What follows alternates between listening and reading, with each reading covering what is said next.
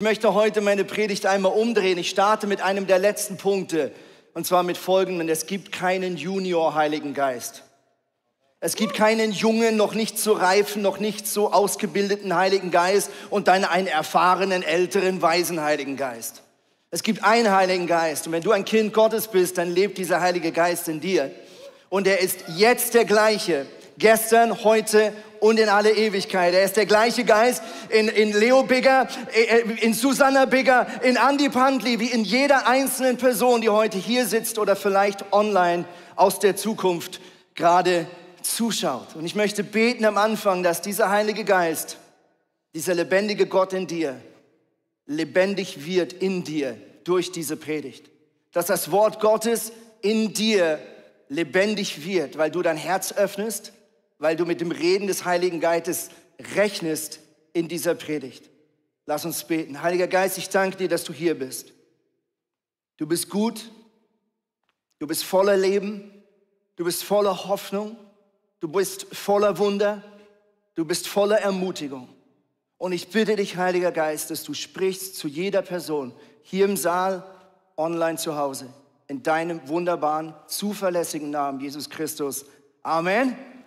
Amen. Hey, so gut bei euch zu sein. Ich habe ein Thema mitgebracht, das heißt Legacy, was man hinterlässt. Ich weiß nicht, ob jemand in eurem Alter sich schon mal Gedanken gemacht hat, was du eigentlich in deinem Leben mal hinterlassen wirst. Damit meine ich jetzt nicht deine Bitcoins, ja, oder dein Erbe, was du vielleicht mal erben wirst und irgendwann via Testament wieder weitergeben wirst, vielleicht an deine Nachkommen, sondern ich glaube, es geht um ein geistliches Erbe. Ich glaube, es gibt nichts Wertvolleres als das menschliche Leben.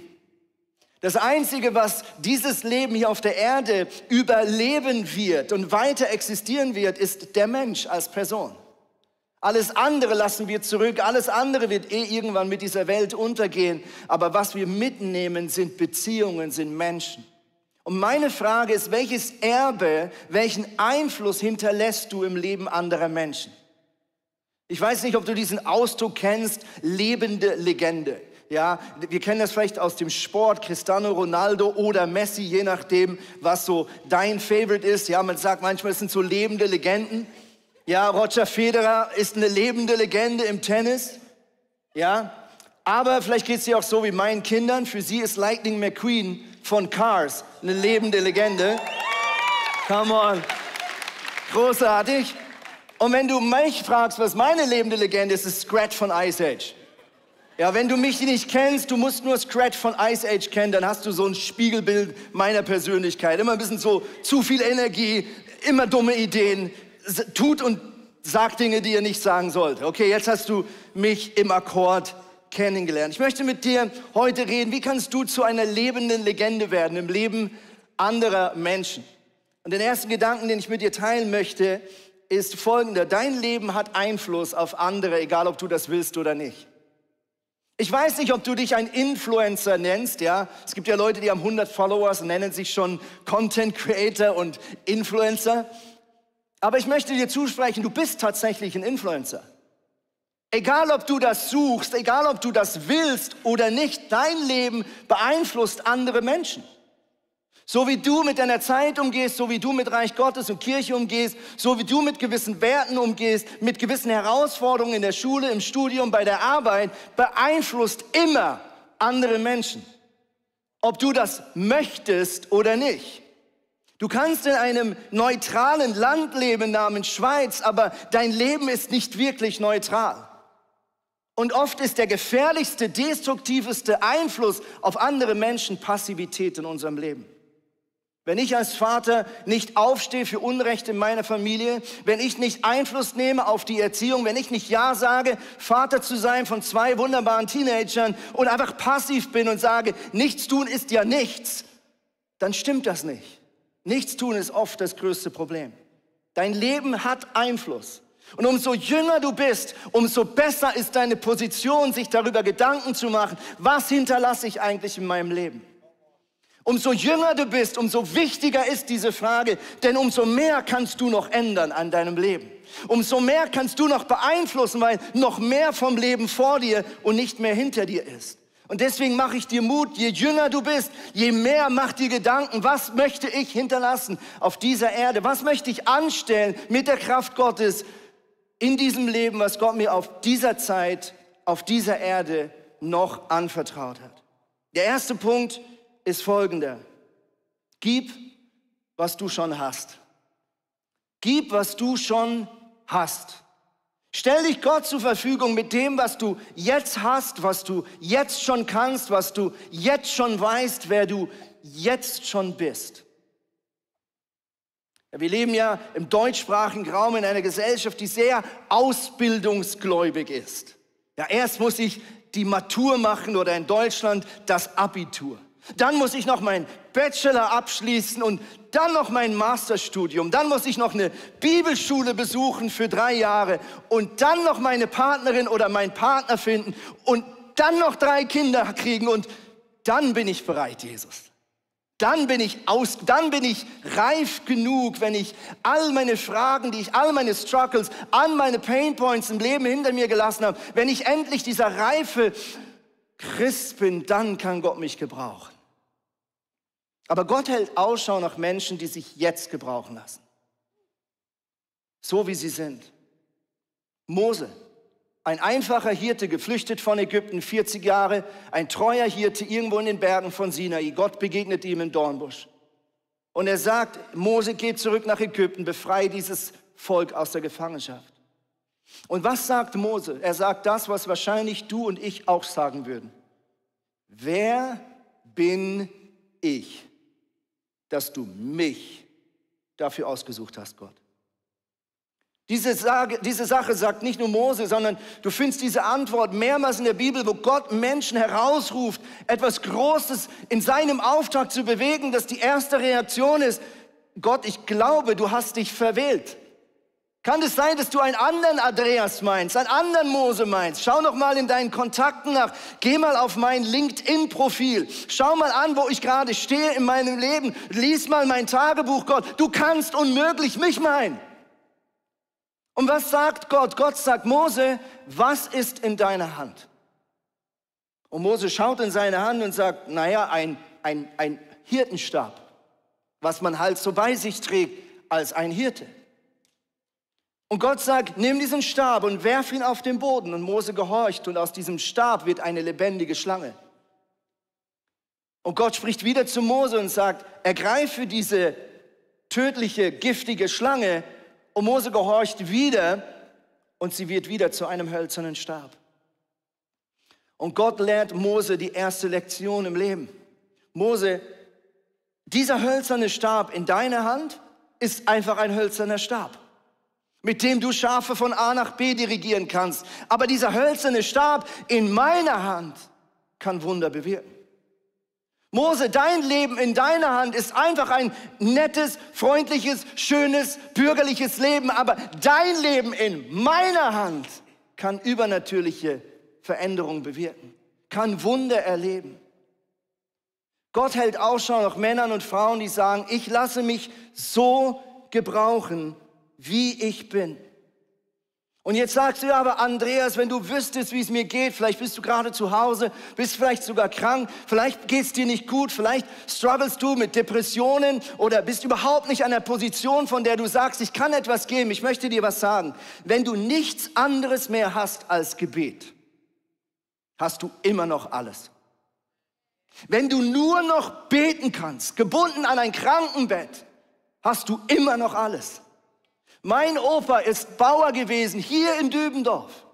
Und in den letzten Jahren konnte er nicht mehr als Bauer arbeiten. Er war gebrechlich, er war schwach. Aber was ich nie vergessen werde, wenn wir ihn besucht haben, am Morgen früh am Frühstückstisch, erzählte er immer, für welche Straßen in der Nachbarschaft von Dübendorf er heute Nacht wieder gebetet hat. Und er zählte die Namen an für die Frau Müller und den Herrn Meier und so weiter und so fort. Und seine Augen leuchteten, als ob er gerade eine Ernte eingeholt hat. Warum? Weil er hatte nur noch Gebet, aber er wusste, sein Gebet macht einen gigantischen Unterschied.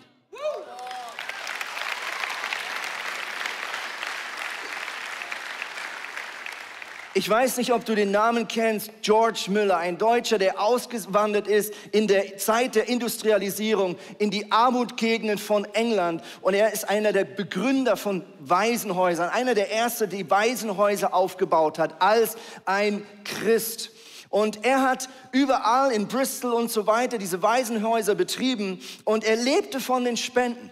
Genauso wie die Kirche. Er war darauf angewiesen, dass Gott Menschenherzen bewirkt, die geben, die Essen bringen, die Finanzen zur Verfügung stellen.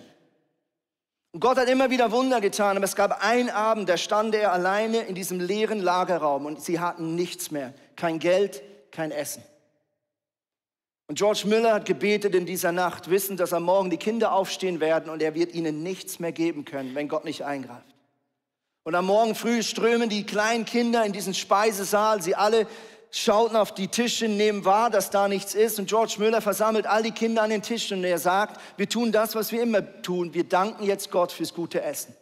Und die Kinder danken Gott für ein Essen, was physisch nicht sichtbar auf ihrem Tisch ist. Und als sie Amen gesagt haben, klopft es an der Tür. Ein Bäcker kommt rein und sagt, Gott hat mich heute Nacht geweckt und er hat gesagt, ich soll die ganze Nacht durchbacken. Ich habe Brot mitgebracht. Und während die Kinder das Brot austeilen, klopft es wieder an der Tür. Ein Milchlieferant steht davor. Er sagt, meine Kutsche hatte eine Panne, ein Rad ist gebrochen. Und bevor die Milch schlecht wird, bringe ich sie hier hin. Könnt ihr Milch gebrauchen? Verstehst du? Wenn du nichts mehr hast außer Gebet, hast du immer noch alles.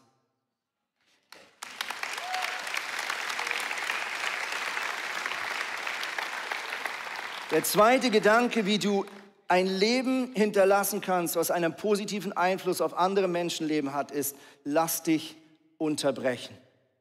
Ich weiß nicht, ob du jemand bist, der seinen Alltag gerne plant. Es gibt ja immer so ein bisschen die Strukturierten, die machen Tagespläne, Wochenpläne, Monatspläne, Lernpläne. Dann gibt es die anderen, die fühlen es mehr. Ja? Aber wenn du die Geschichten in der Bibel anschaust, besonders auch die Zeit, in der Jesus auf diese Erde gewirkt hat als Sohn Gottes, dann siehst du ein Pattern, eine Eigenschaft, einen Rhythmus. Jesus ließ sich immer wieder unterbrechen. Viele der Wunder wären nicht geschehen, wenn Jesus gesagt hat, nee, sorry, ich habe gerade keine Zeit für dich. Viele Wunder wären nicht geschehen, wenn Jesus gesagt hat, Entschuldigung, wir sind gerade unterwegs von Galiläa nach Judäa und ich muss jetzt wirklich pünktlich ankommen. Viele Wunder wären nicht geschehen, wenn Jesus gesagt hat, hey, ich habe jetzt schon 4 Stunden gepredigt, Menschen geheilt, Dämonen ausgetrieben, mein Dienst ist vorbei, die Nachtschicht kommt nach mir. In all diesen Geschichten siehst du einen Gott, der sich unterbrechen lässt. Du schon die Geschichte von Bartimäus. Viele kennen sie, dieser Blinde, der laut geschrien hat in seinem Ort. Wenn du genau nachliest, siehst du, Jesus war eigentlich auf dem Heimweg aus der Stadt raus. Er hat den ganzen Tag gepredigt, heißt es an dieser Stelle. Er war müde, er wollte nach Hause, aber er hörte seinen Namen und er stoppte, heißt es in der Bibel. Jesus stoppte. Und das liest du nicht einmal, das liest du bei der blutflüssigen Frau, das liest du bei der Frau, die Jesus am Brunnen begegnet und so weiter und so fort. Jesus lässt sich immer wieder unterbrechen. Und ich möchte mit euch so eine Dynamik anschauen, die uns das Neue Testament geht, was es heißt, mit dem Heiligen Geist im Alltag zu kooperieren. Und ich glaube, so viele stellen sich das viel zu krass vor. Irgend so eine laute Stimme, die sagt, Andreas, Andreas, hörst du mich? Ja, oder irgendwie ein krasses Feuer, was kommt, dass du fast so fremdgesteuert so über die Straßen läufst und für jemanden betet. Ehrlich gesagt ist es manchmal viel unauffälliger, wenn der Heilige Geist spricht. Es ist eher so ein kurzer Gedanke, so ein kurzer Impuls, so eine kurze Handlung, die du vor deinem inneren Auge siehst und dann vielleicht denkst, ach, das ist nur meine Fantasie. Oder ach, das ist ja Quatsch, wenn ich das mache. Wer weiß, wenn die Person mich vielleicht belächelt oder das gar nicht möchte. Wir lesen Folgendes in Epheser 2, Vers 10. Denn was wir sind, ist Gottes Werk. Er hat uns durch Jesus Christus dazu geschaffen, das zu tun, was gut und richtig ist. Jetzt kommt's. Gott hat alles, was wir tun sollen, vorbereitet. An uns ist es nun, das Vorbereitete auszuführen. Wow. Wenn du am Morgen aufstehst, bist du dir bewusst, dass Gott eine Liste mit Wundern vorbereitet hat, für dich, für diesen Tag mit guten Werken und er hält Ausschau und er spricht kleine Gedanken und Impulse in dich hinein und er hält Ausschau. Aber eine Sache, die er braucht, ist, dass du dich unterbrechen lässt. Andersrum ausgedrückt, die sicherste Art, Gottes Wirken im Alltag zu verpassen, ist es, deine Pläne stumpf zu verfolgen. Die sicherste Art und Weise, Gottes Wirken in deinem Alltag zu verpassen, ist, deine eigenen Pläne einfach konsequent durchzuziehen. Und auch Jesus lässt an einer Stelle uns teilhaben, wie er mit dem Heiligen Geist, mit der Stimme seines Vaters zusammenarbeitet. Das steht in Johannes 5, Vers 19. Ich sage euch, der Sohn kann nichts von sich selbst aus tun. Hier spricht Jesus. Das ist ein krasses Statement, oder? Ich meine, der Typ hat Menschen geheilt, Dämonen ausgetrieben und er sagt, ich kann nichts aus mir selbst tun. Er tut nur, also Jesus, was er den Vater tun sieht. Was immer der Vater tut, das tut auch der Sohn. Ich glaube, das ist super praktisch, was Jesus hier uns teilhaben lässt. Er sagt, ich sehe von meinem inneren Auge, was mein liebender Vater, den ich über alles kenne, tun würde. Ich laufe von A nach B, ich begegne Menschen, ich höre gewisse Dinge, ich komme in gewisse Situationen und ich kenne meinen Vater so gut, dass ich genau weiß, was er jetzt gerade tun würde. Und dann sehe ich das von meinem inneren Auge, wie so ein Impuls durch den Heiligen Geist und dann mache ich genau das, was der Heilige Geist mir in dem Moment als Idee zur Verfügung stellt. Und was wäre, wenn wir anfangen, im Alltag so mit dem Heiligen Geist zusammenzuarbeiten? Wie viele kleine oder große Wunder, wie viele Weichen würden sich vielleicht stellen im Leben deiner Mitmenschen, wenn du dich so von Gott gebrauchen lässt? Ich möchte eine Geschichte an dieser Stelle erzählen. Vor genau 3 Jahren und 7 Tagen laufe ich am Sonntagmorgen in Hamburg durchs Foyer. Ich habe einmal gepredigt, ich war gerade auf der Toilette. Ich muss zurück ins zweite Celebration. Ich möchte pünktlich sein, schließlich bin ich ein Schweizer. Ein Schweizer ist pünktlich. Ich will in der ersten Reihe sein, bevor die Worship anfängt. Aber als ich in die Celebration Hall zurücklaufe, nehme ich wahr, da hinten steht ein Mann, der alleine in der Gegend steht. Und ein kleiner, kurzer Impuls sagt, dreh um und rede kurz mit dieser Person. 7 andere Stimmen argumentieren dagegen. Erstens, ich muss pünktlich sein, ich will ein Vorbild sein, ich will in der ersten Reihe stehen, bevor die Band anfängt zu spielen. Zweitens, ich habe zweimal zu predigen, ich bin müde, das kann jemand anders machen. Drittens, ich habe Leute angestellt, die heute keinen Dienst haben, sollen die sich um ihn kümmern. Viertens, wir haben ein Welcome-Team in unserer Kirche, extra dafür ausgebildet, die sind dafür zuständig. Kennst du all diese Ausreden? Und Gott sagt, you dreamer, you. Ja. Also drehe ich zurück und ich gehe zurück zu diesem Mann. Ich stelle fest, er heißt Dennis. Wir unterhalten uns 2-3 Minuten. Er ist zum ersten Mal in dieser Kirche. Und als ich mit ihm spreche, fällt mir plötzlich ein anderer Mann aus unserer Kirche. Sein Name ist Stefan. Und irgendwie denke ich innerlich, die beiden würden sich, glaube ich, gut verstehen. Also nehme ich seine Nummer auf, ich schreibe dem Stefan aus unserer Kirche und sage, ich weiß, du bist nicht hobbylos, ich weiß, du hast 3 Kinder, ich weiß, du bist bei der Polizei und hast viel zu tun, aber darf ich dich bitten, dich kurz unterbrechen zu lassen und ein paar Minuten mit diesem Mann Dennis zu telefonieren und ihm zu helfen, Teil unserer Kirche zu werden. Stefan hat gesagt, klar, kein Problem, gib mir die Nummer. Er rief ihm an und aus diesem Telefonat wurden 2 richtig gute Freunde. Und warum sage ich das? Dieser Mann Dennis kam letzten Sonntag auf mich zu und hat gesagt, Andi, heute vor 3 Jahren, weißt du noch? Und ich ratter, was könnte vor 3 Jahren gewesen sein? Er hat gesagt, vor 3 Jahren hast du mich mit Stefan connected. Seit 3 Jahren beten wir jeden Dienstagmorgen. Seit 3 Jahren sind wir beste Freunde. Und wir durften Dennis taufen, wir durften seine Freundin ein Jahr später taufen. Und Dennis ist jetzt in der Youth und segnet meine Kinder. Verstehst du? Ein kurzer Moment, wo ich mich Gott ganz hingegeben habe, führt zu einem Kreislauf des Segens, wo zum Schluss meine Kinder wieder gesegnet werden, ich wieder gesegnet werde, weil ich mich für einen kurzen Moment habe von Gott gebrauchen lassen. Mein nächster Punkt.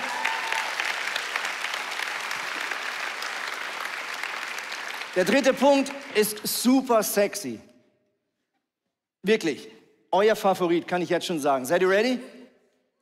Diene. Diene. Ja, Mann. Diene. Woo! Ich möchte eine Stelle mit euch anschauen, die ist richtig, die ist awkward.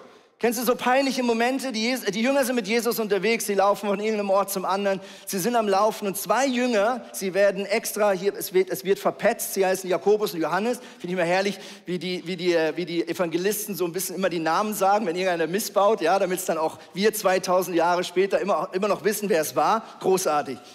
Jakobus und Johannes nehmen Jesus zur Seite und sagen, hey Jesus, jetzt wo wir hier so ein bisschen alleine laufen, irgendwann sitzt du ja auf diesem Thron und regierst über alle Mächte und Gewalten. Und jetzt rein praktisch gedacht, ich meine, wir sind 12 Jünger, wir werden so, wie wir das verstanden haben, so um dich herum sitzen, so vielleicht so auf kleinen Nebenthron, ja. Und ich meine, Jesus, du hast ja immer eine schwierige Aufgabe. Du musst entscheiden, wer darf neben dir sitzen und wer nicht. Und wir möchten dir einfach ein bisschen dabei helfen, indem wir dir jetzt den Vorschlag machen, dass das vielleicht einfach wir beide sind.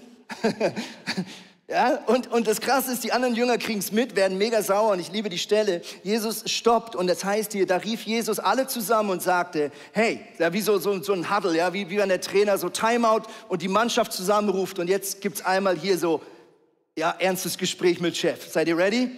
Ihr wisst, dass die als Herrscher über die Völker betrachtet werden, sich als ihre Herren aufführen und dass die Völker die Macht der Großen zu spüren bekommen. Bei euch ist es nicht so, im Gegenteil. Wer unter euch groß werden will, soll den anderen dienen. Wer unter euch der Erste sein will, soll zum Dienst an allen bereit sein. Denn auch der Menschensohn, er meint hier sich selbst, ist nicht gekommen, um sich dienen zu lassen. Er ist gekommen, um zu dienen und sein Leben als Lösegeld für viele hinzugeben. Wenn wir Jesus Christus ähnlicher werden wollen, dann bedeutet es, dass wir wachsen in unserer dienenden Haltung. Ich möchte dir eine weitere Geschichte erzählen. Als wir diese Kirche in Hamburg gestartet haben, jetzt vor 8 Jahren, ihr habt uns hier auf der Bühne gesegnet, ausgesandt, meine Kinder waren hier, meine Frau war hier. Wir sind nach Hamburg gezogen. Eine der ersten Aktionen, die wir vor Ort machten, ich habe damals noch in Zürich gewohnt, wir haben eine Worship Night geplant mit Leo und der Band hier vom ICF in Zürich. Und ich habe über Social Media geschrieben, hey, wir suchen helfende Hände, die vor Ort helfen, die Location ready zu machen, die Technik aufzubauen, den Raum herzurichten und so weiter. 3 Männer standen da. Der eine hieß Jonas, der andere hieß Julian, der dritte hieß Chris. Diese 3 Männer haben mit angepackt. Sie waren den ganzen Tag vor Ort, sie haben sich freigenommen und sie haben einfach geholfen dort, wo sie konnten. Alle 3 haben gesagt, ich weiß nicht, ob ich das kann, ich weiß nicht, ob ich fit genug bin, aber gib mir was zu tun. Wenig später saßen wir in einem Lastwagen, ready, um nach Deutschland zu ziehen. Alles voller Umzugsmaterial. Und wieder habe ich über Social Media geschrieben, hey, ich suche helfende Hände, die uns helfen, unseren Lastwagen auszuladen, wenn wir in Hamburg ankommen. Und wieder die gleichen 3 Männer standen da, Jonas, Chris und Julian. Und wieder haben sie uns einfach geholfen und dort mit angepackt, wo gerade Hilfe gebraucht wurde. Und also fingen wir an, die Kirche zu starten. Und Jonas hat gesagt, Andi, ich möchte mal Pastor werden. Kannst du mich ausbilden? Ich habe gesagt, Jonas, momentan brauche ich keinen Pastor, ich brauche jemanden, der das Logistikteam leitet. Bist du bereit, als Erster am Morgen zu kommen, diesen Club zu putzen, die Spuren von der Feier, von der Nacht davor aufzuräumen, die Stühle zu stellen? Jonas, bist du bereit, ICF Kids mit aufzubauen, aber wenn du eigentlich ein Pastor werden willst? Und Jonas hat ja gesagt. Und auch Chris hat gesagt, ich spüre ein Calling in meinem Leben. Ich habe gesagt, kannst du mir helfen, die Finanzen gut zu leiten in dieser Kirche? Und Chris hat ja gesagt. Und Julian kam schnell raus, dass er musikalisch begabt ist. Ich habe gesagt, Julian, kannst du meiner Frau helfen, die Worship-Band mit aufzubauen? Und er hat ja gesagt. 7 Jahre später sind diese 3 Männer alle Pastoren in unterschiedlichen Kirchen. Jonas ist Pastor von ICF Villingen-Schwenningen. Chris ist Pastor vom ICF Startup in Lübeck zusammen mit seiner Frau. Julian Winter ist Pastor in einer Kirche in Kempten, hat selber mit Freunden eine Kirche gestartet. Verstehst du, wenn du dich Gott zur Verfügung stellst, mutig mit dem, wer du jetzt bist, mit dem, was du jetzt kannst, wird Gott mit deinem Leben unglaublich große Dinge anstellen können. Mein letzter Punkt ist, multipliziere dich in die nächste Generation. Und jetzt sitzt du vielleicht heute Abend und denkst, naja, wir sind doch die nächste Generation. Wir sind doch gerade selber erst am Durchstarten. Aber ich habe am Anfang dieser Predigt gesagt, es gibt keinen Junior-Heiligen Geist. Und die nächste Generation ist nicht automatisch die Jugend in einer Kirche. Die nächste Generation sind Menschen, die vielleicht an einem Punkt stehen im Glauben, im Dienst in der Kirche, vielleicht auch in der Firma, wo du vor 2, 3 Jahren gestanden bist. Die nächste Generation sind die Leute, die jetzt das brauchen, was du vielleicht vor 2, 3 Jahren von einer anderen Person bekommen hast. Vielleicht warst du vor 2, 3 Jahren ein frischer Babychrist und jemand hat dir geholfen, die Bibel zu lesen im Alltag. Vielleicht bist du vor 2, 3 Jahren das erste Mal in die Kirche gekommen. Du hast erlebt, wie du Teil einer großen ICF-Familie wirst, wie du Freunde kennenlernst. Vielleicht bist du vor 2, 3 Jahren in ein Team gegangen und wurdest gefördert auf der Bühne in einem anderen Team. Und meine Frage ist, hast du ein Auge im Rückspiegel? Hast du Rückspiegel in deinem Leben und hältst du Ausschau beim nach vorne gehen und weiter wachsen? Hältst du Ausschau in deinen Rückspiegel nach Menschen, die jetzt vielleicht deinen Windschatten brauchen? Ich liebe das Statement, was wir vorhin von Jenny gehört haben. Sie hat gesagt, ich habe es mir nicht zugetraut, eine Small Group zu leiten. Aber dann habe ich mit meiner Small Group Leiterin telefoniert. Richtig?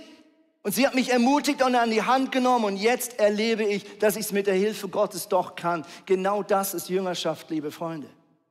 Und egal, wo du stehst in deinem Leben, egal, was du noch zu lernen hast, es gibt immer Menschen, die an einem Punkt sind, vielleicht vor 2, 3 Jahren, im Sinne von Next Generation, die jetzt deine Leiterschaft, die jetzt dein Hirtensein brauchen. Und ich möchte dich herausfordern, vielleicht bist du super happy, in dieser Kirche angekommen zu sein. Ich möchte dich herausfordern, darüber nachzudenken, wie wirst du zum Multiplikator?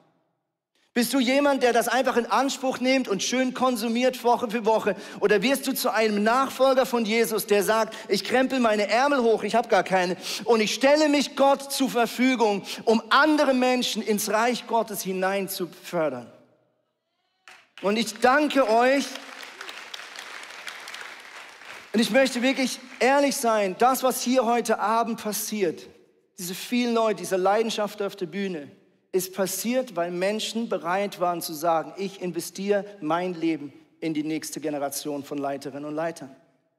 Deswegen ist das jetzt, was die Sunday Night ist.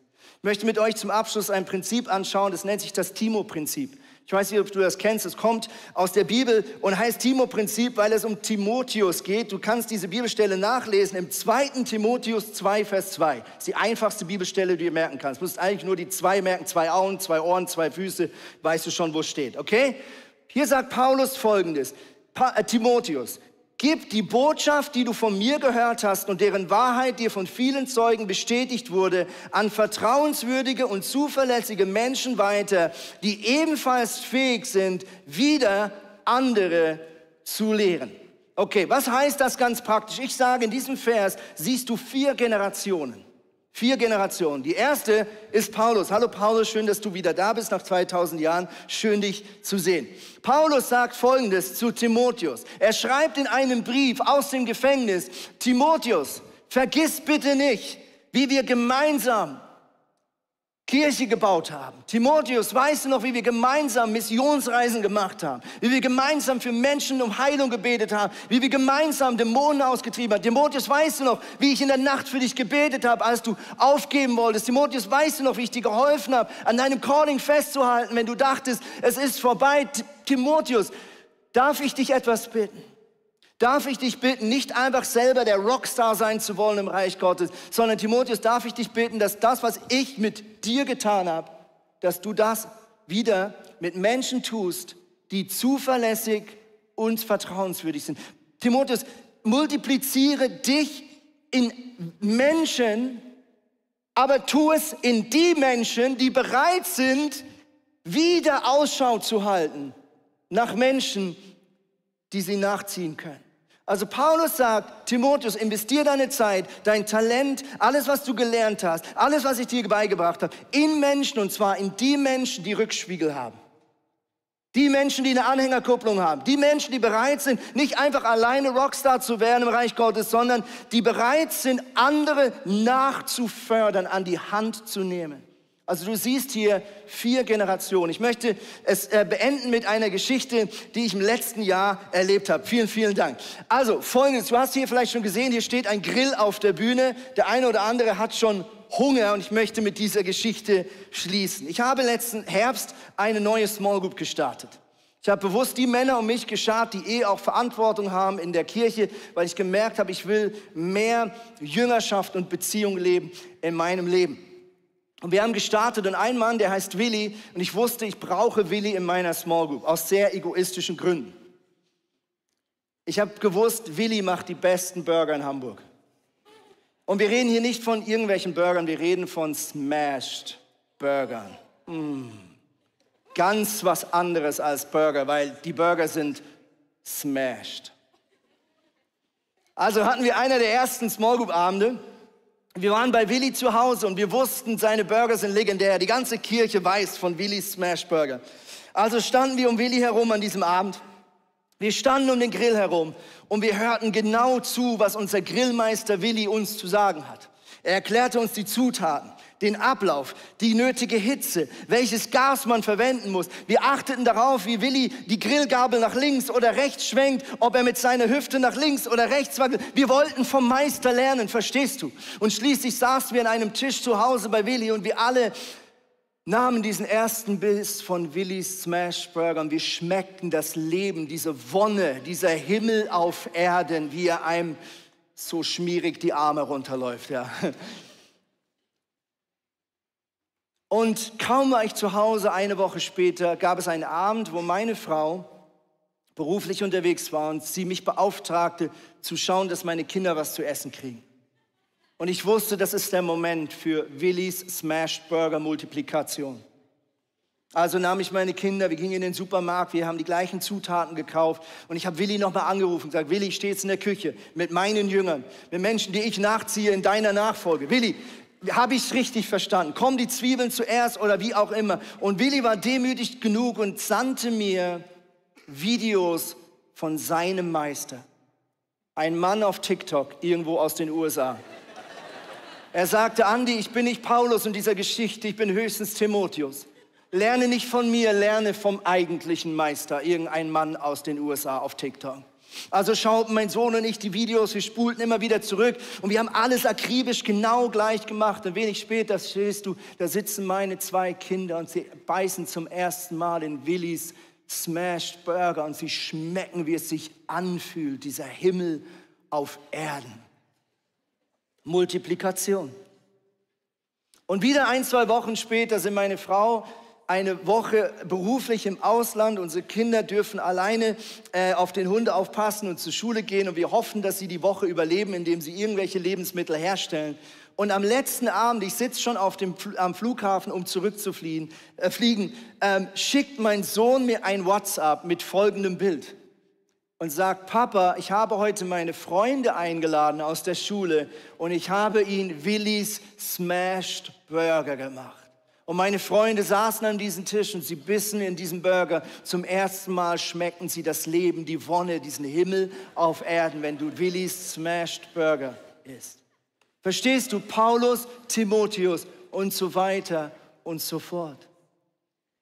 Und so lustig und einfach diese Geschichte klingt, nimm dieses Prinzip und wende es auf alles andere an. Auf was es heißt, Worship zu leiten, ein Team zu bauen, vielleicht in deiner Firma, vielleicht bist du im 3. Lehrjahr, du nimmst jemanden an die Hand, der jetzt im 1. Lehrjahr ist. Es ist ganz einfach.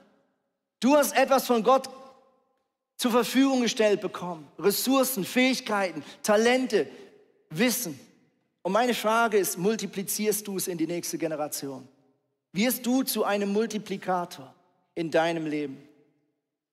Und ich ende mit einer lustigen Anekdote.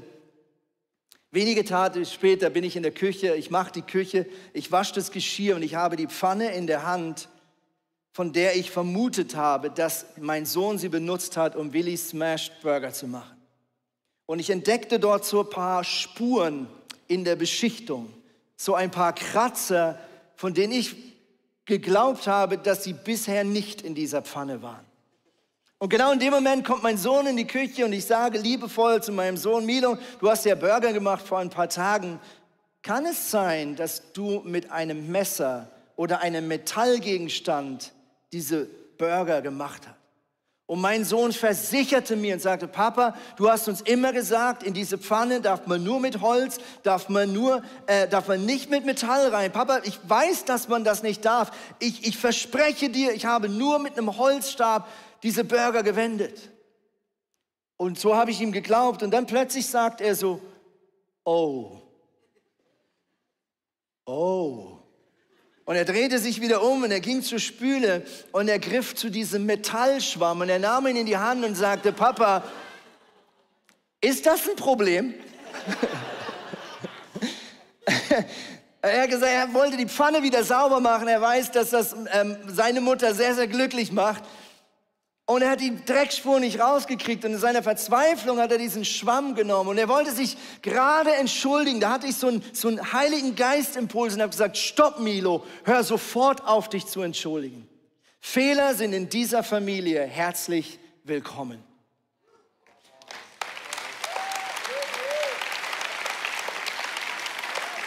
Versteht ihr, weil du kannst nicht etwas lernen wollen ohne Fehler.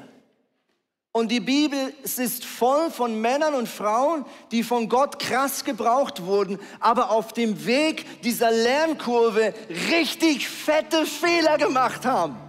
Also so richtig krasse Fehler. Da ist so ein Kratzer in der Pfanne, gar nichts. Und ich wünsche mir, dass wir auch über Jahre in der Kirche nicht eine Kultur aufbauen, wo wir sagen, naja, alle, die nach uns kommen, die müssen super reif sein, die müssen die Bibel auswendig können, die dürfen keine charakterlichen Schwächen mehr haben, die müssen in allen Dingen positiv und eine dienende Haltung haben. Come on! Vor wenigen Jahren war ich selber noch der einen Fehler nach dem anderen gemacht hat. Wer bin ich jetzt, dass ich die Spielregeln des Reiches Gottes ändere? Wer sind wir, dass wir die Spielregeln des Reiches Gottes ändern? Wenn wir Fehler machen durften, wenn ich Fehler machen darf und Gott an mir festhält, wer bin ich, dass Menschen, die unter meiner Leiterschaft sind, nicht auch Fehler machen dürfen? Fehler bauen Demut. Fehler lassen uns wissen, dass wir Gottes Hilfe in allem brauchen, was uns ausmacht. Und das ist die Grundlage, dass dein Leben ein Leben sein kann, voller Segen, ein Leben voller Wunder. Was Gott von dir braucht, ist Demut, ist eine Haltung, die sagt, Gott, ich brauche dich in jedem einzelnen Lebensbereich. Und manchmal lernen wir das nur, indem wir auf die Fresse fliegen. Amen. Amen. Komm, wir stehen auf. Jesus, ich danke dir, dass du hier bist, so spürbar.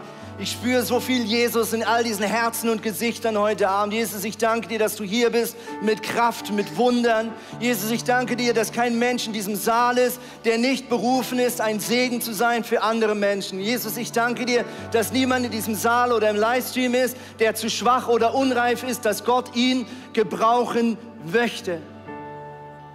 Und Gott, ich möchte jede einzelne Person heute Abend segnen. Und ich möchte jede einzelne Person heute Abend zusprechen. Wenn du ein Kind Gottes bist, dann hast du den Heiligen Geist in dir. Du hast eine leise Stimme, eine Stimme, die in deine Fantasie hineinspricht. Und diese Stimme beauftragt dich mit kleinen, treuen Glaubensschritten. Und alles, was Gott braucht, ist Bereitschaft, die Bereitschaft, sich unterbrechen zu lassen. Eine dienende Lebenshaltung, die sagt, es geht nicht um mich, jetzt geht es um mein Gegenüber. Jetzt bin ich für Jesus und die Menschen da, die er gerade berühren möchte, durch mich.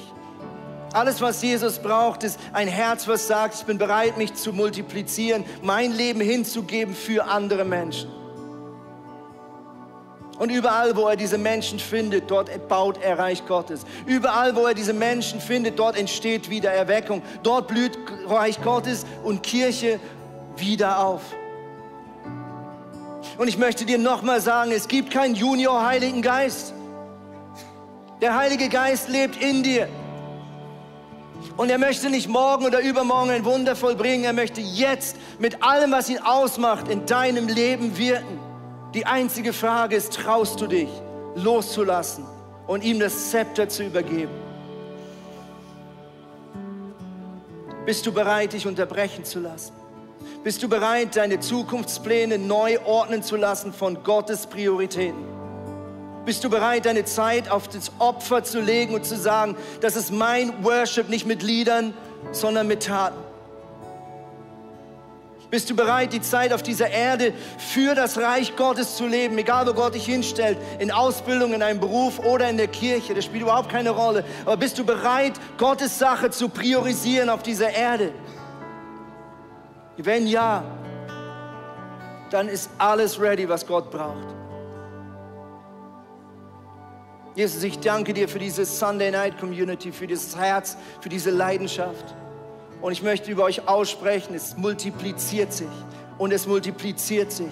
Und es multipliziert sich. Das ist nicht das Ende. Das ist erst der Anfang von noch viel, viel mehr, was Gott tun wird mit euch. Und ich segne euch im Namen von Jesus Christus. Amen. Hey, lass uns Gott die Ehre geben. Lass uns ihn anbeten. Come on. Wir glauben wirklich, dass Jesus auch zu dir redet, auch gerade durch die Message. Nimm dir Zeit, das wirklich in deinem Leben jetzt zu etablieren. Und auch vielleicht braucht es amig so ein paar Wochen, wo du daran kaust, ein paar Tage. Und darum nimm dir Zeit, die nächste Woche, schreib Sachen auf und verinnerliche das, wie Jesus redet wirklich in dein Leben. Er hat etwas vor. Yes, und wenn du mehr Informationen willst, dann darfst du unbedingt unserem Telegram-Channel folgen. Er wird da unten eingeblendet für dich jetzt. Du kannst einfach mal drin hineinschauen, was so für Angebote noch vor Ort auch stattfindet. Dort wollen wir dich nämlich ganz herzlich einladen, dass du uns auch vor Ort besuchen darfst. Komm unbedingt mal vorbei. Unter anderem gibt es auch Sunday Night Extended, wo am 5 Uhr schon im City Room stattfindet, wo wir ganz praktisch in kleinen Gruppen teilweise Sachen zusammen anschauen, Bible Studies machen etc. Hey, wir freuen uns, wenn du vorbeikommst. Ja. Und jetzt segnen wir dich, dass Jesus dich führt und dass Jesus das, was er angefangen hat in deinem Leben, so richtig durchzieht und zum Aufblühen bringt. Amen. Amen.